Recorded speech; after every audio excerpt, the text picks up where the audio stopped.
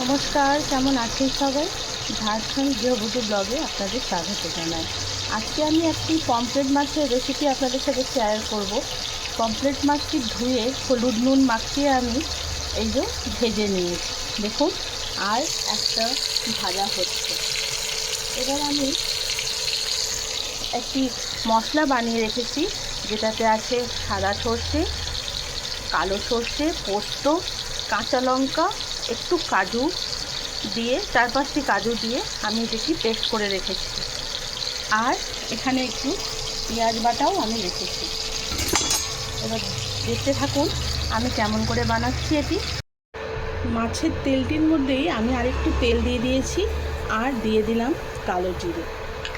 কালো জিরেটা একটুখানি ভাজা হয়ে গেলে আমি দিলাম পেঁয়াজ বাটা।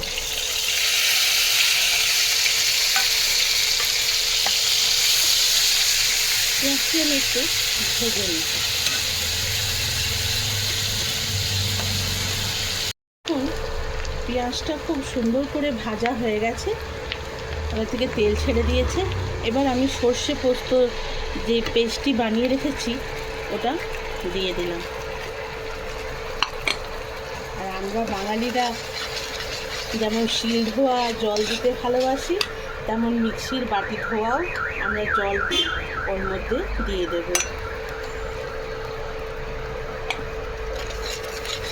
এবার এটিকে ভালো করে কষে নেব।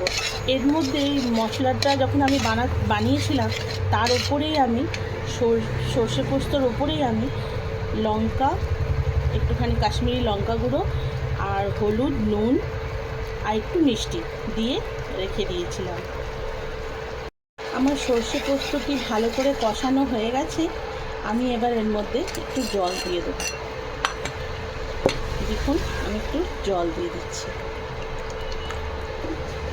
জলটি যেই ফুটে উঠবে আমি এর মধ্যে আস্তে আস্তে একটু একটু করে মাছগুলো ছেড়ে দেব। সঙ্গে থাকুন, দেখতে থাকুন। ঝোলটি ফুটে উঠেছে। এবার আমি একটু একটু করে পমফ্রেট মাছ ওর মধ্যে ছেড়ে দেব। এই রান্নাটি খুব সুন্দর, খুব সুস্বাদু খেতে হয়। কখনো বাড়িতে এটা এরকম করে বানিয়ে দেখবেন আর কমেন্টসে আমাকে জানাবেন যে কেমন লাগলো। আর ওপর থেকে একটু ধনেপাতা ছড়িয়ে দিলাম।